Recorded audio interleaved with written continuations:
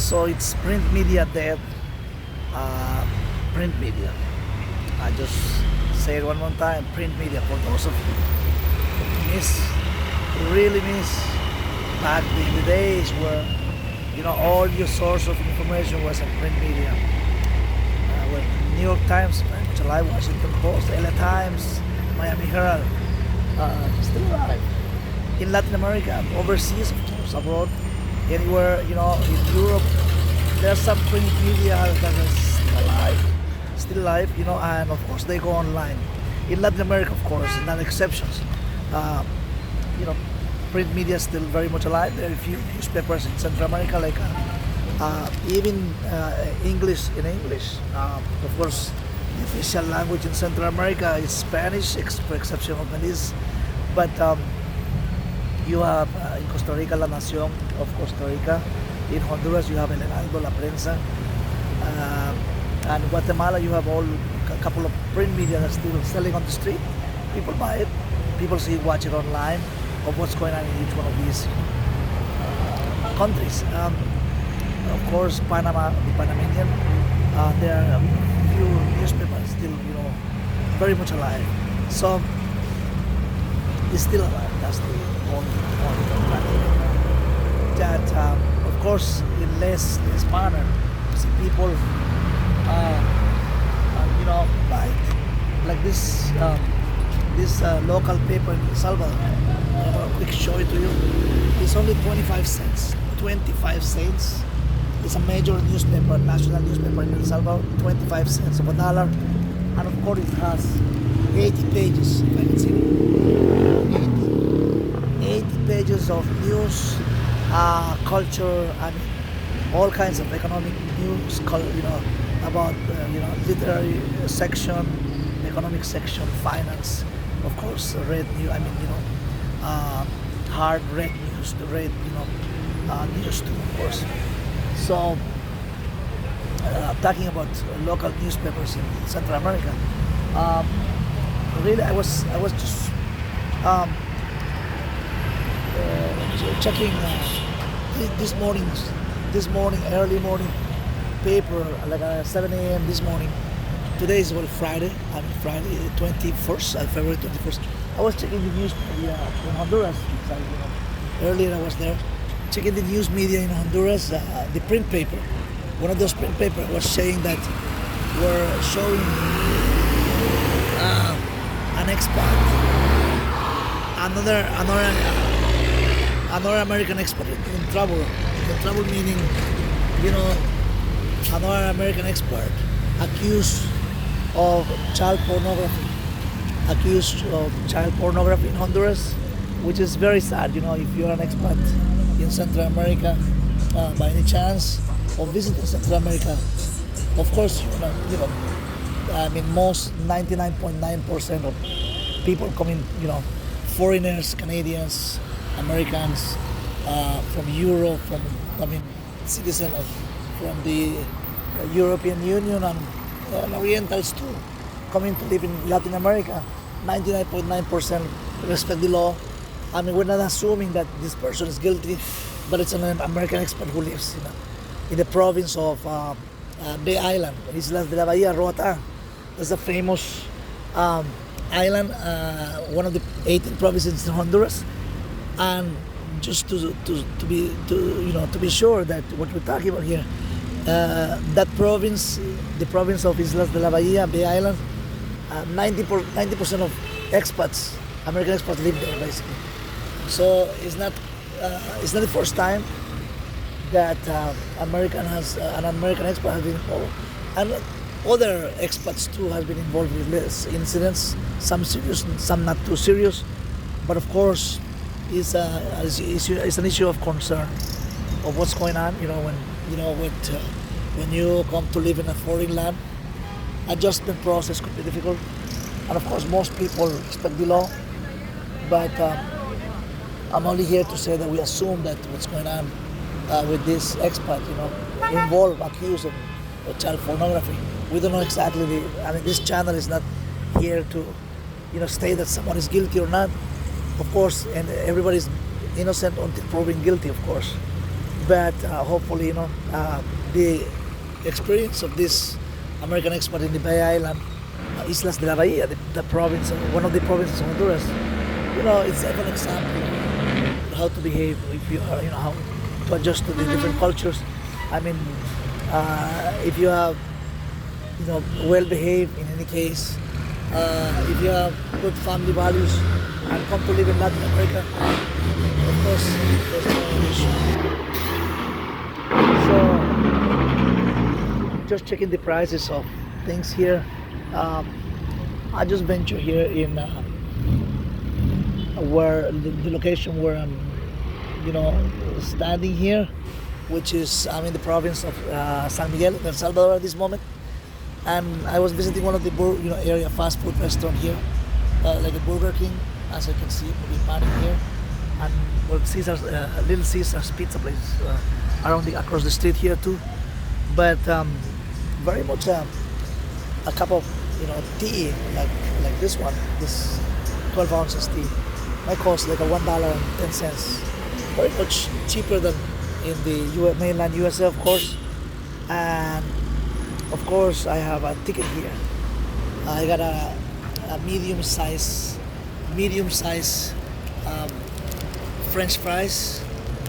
That is, the value fries was at. I'm checking my ticket here. Hopefully the wind blowing here is not going to be an issue, but checking by the ticket. A Burger King, a French fries, medium French fries, $1.75, as you can see in the ticket. It's very much, price is similar to.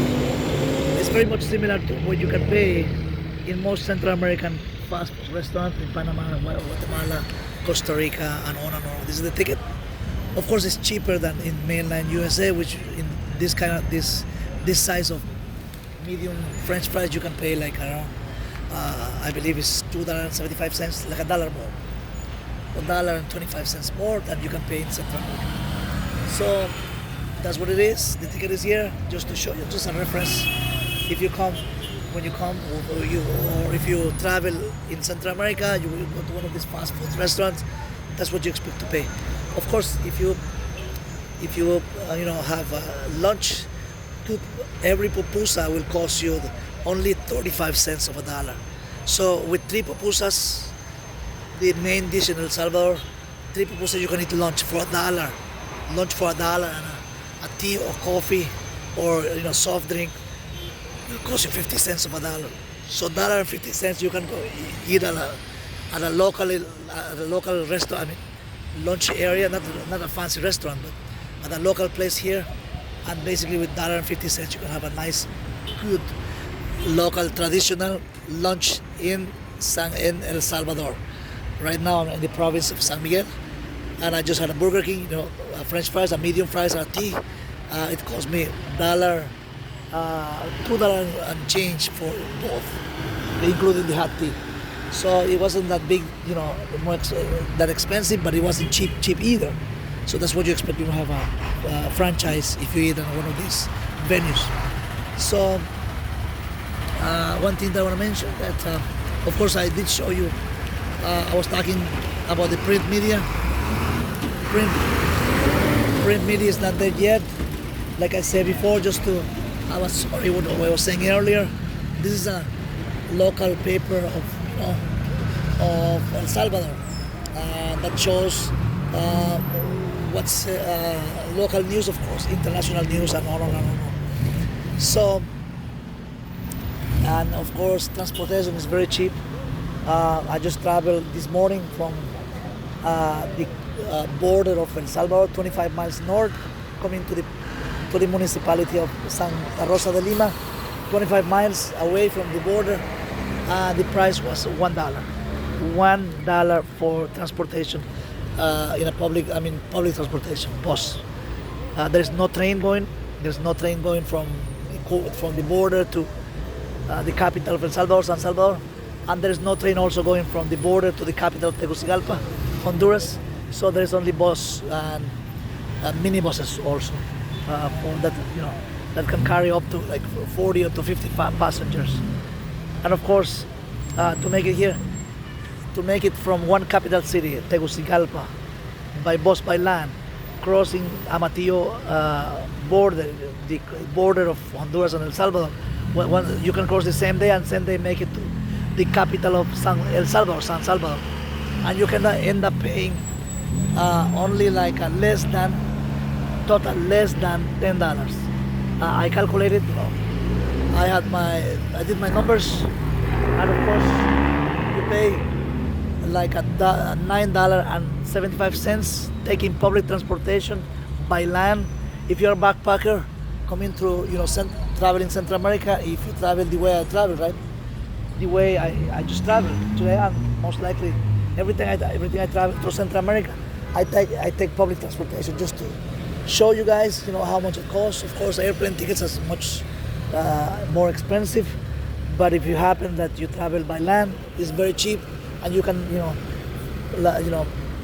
explore by land all these beautiful countries, lots of forests, lots of green area, beaches, and you can really save money. Definitely save money by traveling in Central America. And if you're an expat living here, that you live here, definitely Honduras, El Salvador, we could be one of the first choices to live. Apartments are very inexpensive. It's lot less expensive than Costa Rica and Guatemala, and Panama. An apartment that you can pay $700 for an apartment, one bedroom, nice, beautiful apartment in San Jose, Costa Rica, in Robuser, all this, and one of the best neighborhood in San Jose, and the vicinity of San Jose, of course, Santa Ana area.